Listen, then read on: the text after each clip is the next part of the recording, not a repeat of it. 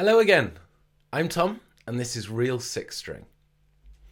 So today what we're going to be working on is how to understand the fretboard, how to understand our notes, which means how to transpose, which means how to move chord shapes, scale shapes and other things around the fretboard, as well as how to use a capo, how to understand what key you're in, which goes a long way to make all of the scales and chords you know a lot more versatile and a lot more useful. I'll be following this lesson and making it more applicable in your playing by doing a further rhythm lesson, which means how to do quarter beat rhythms and how to play bar chords. On top of that, what we're going to be using today is our pentatonic scale shape and our power chords in order to understand how to move chords about and understand what key we're playing in. So if you need to understand what they are, I've done previous lessons on those, which you can watch as well. First things first, we need to know our string names. So when we're doing this, we're starting from our low E, which is the thickest string there, and we have E, A, D, G, B, and E. So there are plenty of rhymes, which I've only recently discovered, on how to remember those. So one of them is elephants and donkeys grow big ears. If it helps you remember it, it's silly enough that it'll stick in your mind. Another one I've heard is Eddie ate dynamite, goodbye Eddie. So there's lots of little rhymes. If you Google it as well, I've only recently found out that there are a lot of them. Some of them are very silly, but they might just be silly enough to work. The next step is to then understand all of the notes that we have. So it'll take a little while, but the more you engage with it, the quicker it will come to you. Okay, so we're going to start off from the beginning of our alphabet, which is A. So we're going to use our open A string, which is our fifth string, and we're just going to walk all the way up and work out what notes are where. So each fret that we move up there, each fret is what we call a semitone, which means that two frets are a tone. So that's the main movement we have in music. Every fret we move up is known as a semitone. So we're just going to be moving up a fret at a time in order to get to the next note. So first off, our open A string is obviously the note A. If we move that up by a fret to the first fret on that same string, that's then going to be our A sharp. That can also be known as B flat, which will mean that the next note, our second fret, is going to be a B. So whenever we see sharps and flats, flats are generally when we're moving backwards. So from B, if we're moving it down a fret, that's more commonly known as a B flat. And if we're starting on A and we move it up by a fret, that's more commonly known as an A sharp. But moving on, we're on the second fret and that's our B.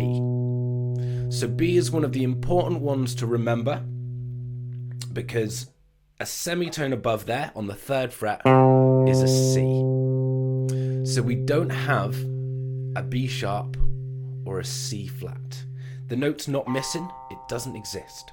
Okay, so from C on the third fret there, our next note up is going to be our C sharp. So that one can also be known as D flat, of course.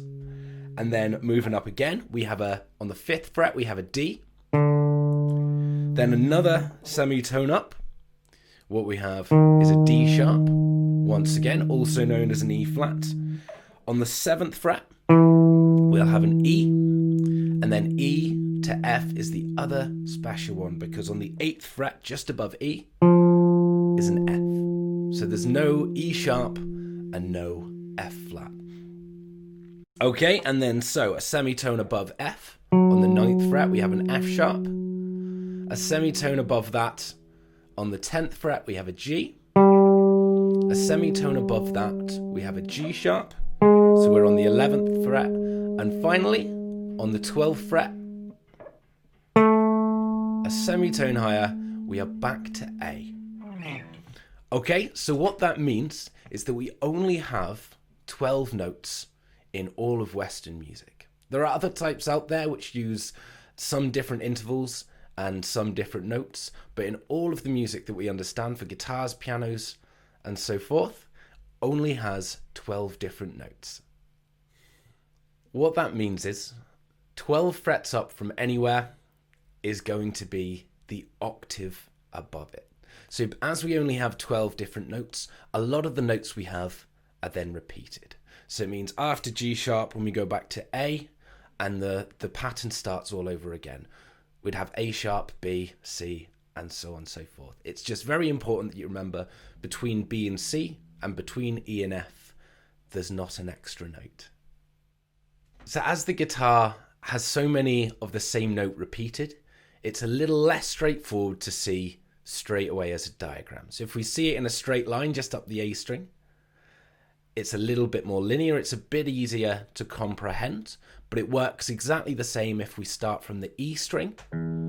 The first fret, so a semitone above E, is going to be F, and then you have F sharp and G, and so forth. So if we look at that on piano, it's a much more recognizable way. A lot of people have seen a piano and will understand that pattern where you'll have 3 black notes, then 2 black notes, all broken up by white keys. So all of the black ones there are our sharps and flats. So the ones that you see when you're moving, for instance, from a B to a C, that's a semitone still. Much as it's just a fret distance, there's not an extra note in there, it doesn't exist. So moving from your B to your C is going to be a semitone, moving from C to C sharp is a semitone, and so on and so forth. If you need to, when you're trying to work out what note you're playing or where you are, try and work it out. Once again, the more you engage with it, the more you think about it, the more it's going to start to make sense. And you can start then to work it out quicker and quicker. So if you need to count up, just count up to it. It's not a problem. But there's an easy way to remember certain notes. So the first part is that the open strings that we've already worked out are E, A, D, G, B, E, is then repeated on the 12th fret, because that's exactly an octave above the open strings.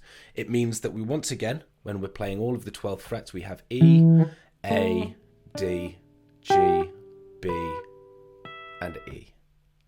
And the second one, which I find quite a useful way of being able to move around your power chords and bar chords especially, is to remember the 3rd, 5th, and 7th frets of our 6th and 5th strings.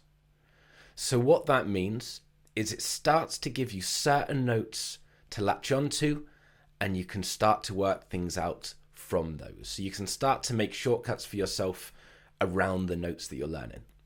What the 3rd, 5th, and 7th frets are on our 6th and 5th strings, we have, starting on G, and we just walk through all of our natural notes. So we have a G, A, B, C, D, E. So if you need to play over it a few times, just to make sure that you're remembering G, A, B, C, D, E. If you remember that you start on G, you can start to work it out from there. Rather than counting up from the open string, you can always start and try and work out where you are from there. The reason why having the 3rd, 5th, and 7th frets imprinted in your mind is quite so useful is it means that if we take our power chord shape and we place it on our 3rd fret of our 6th string, and we play there, that is going to be a G5 or a G power chord. We know that because our root note is our G there. Okay, so that shape is our power chord. Wherever you put it, it's a power chord. And wherever you're placing your first finger, your index finger there, is what note it is. So once again, just to reiterate, the 3rd, 5th, and 7th frets, what we have is a G, A, B, a C, a D, and an E. From there, if you can remember what all of those notes are, it means if you're then looking for a G sharp, you take the exact same shape you've got, you take it up by a fret. In the same way as if we're looking for an E flat, we can try and work out G, A, B, C, D, E. So we know we've got an E, take it down by a fret, E flat. So those are the main ones in the main area that you need, because you can start to use most of your bar chords without too many troubles. And of course, if you need to sharpen or flatten any of the notes, you also know how to do that as well. Depending on whether you're playing electric or acoustic, getting beyond there, the frets can be a little bit smaller and it can be a little bit harder. They're still well worth learning and playing, but the 3, 5 and 7 is a perfect place to get started. In the exact same way as we have our power chords, our bar chords work exactly the same. It's a little bit much to push it all together now, so I'm going to cover the bar chords in a future video, but in the way that you move them around, I'm going to connect the two. So the way that you move them around is exactly the same as the power chord. You're focusing on your barring finger, and wherever that's going is the note you're looking for, and then of course the shapes that you build on top of it determine what the nature of the chord is.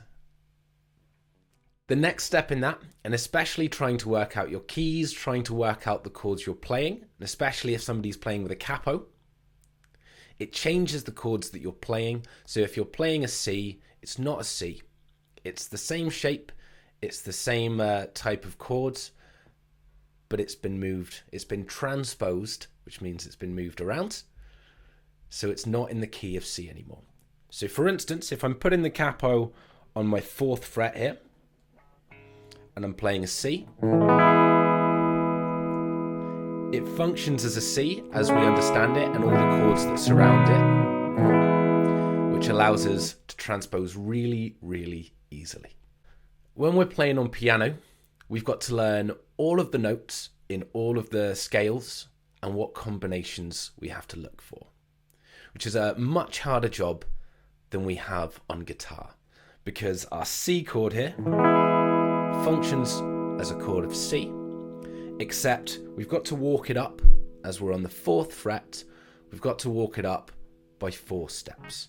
So if we take the C that we're used to and we walk it up by 1 step, we've got a C sharp, D, D sharp, and E.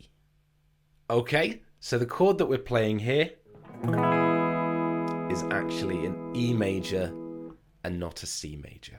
So that goes for absolutely every chord. If you can remember your line of notes, you can then count up to it wherever you need to be.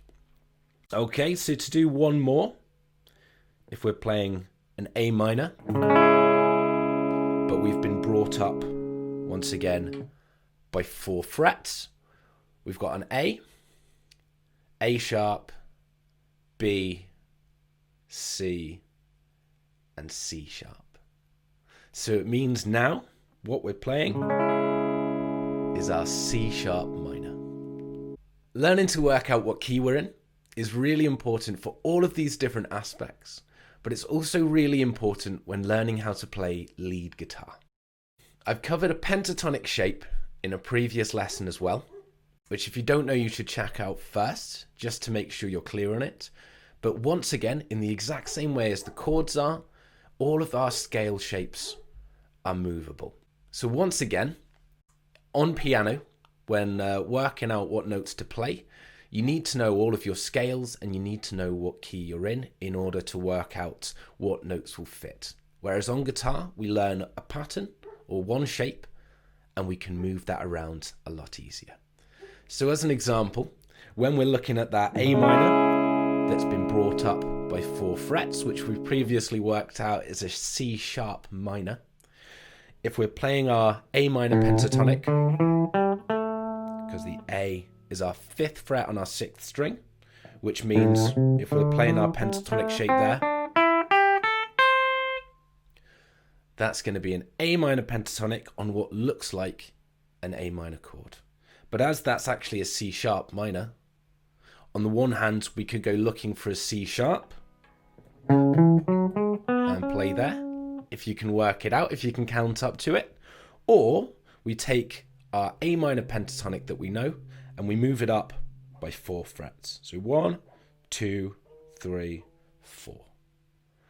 So once again, it's just building another shortcut. So over the top of that A minor chord, which is actually a C sharp minor, if we move our A minor pentatonic up by 4, once again, we have the right position, and we don't need to know the notes that are in our C sharp minor scale or our C sharp minor pentatonic scale. We just need to know our shape and how to move it around. And that is our entire lesson. Best of luck moving around your chords and your scales. I hope to see you again in a future video, as I'll be covering more topics that can be very, very useful with the things we've covered here. And at the same time, if you've liked it, please leave a like. If you can, subscribe as well, and there will be plenty more videos to come in the future to help you advance as a guitarist. Happy practicing, and I'll speak to you soon.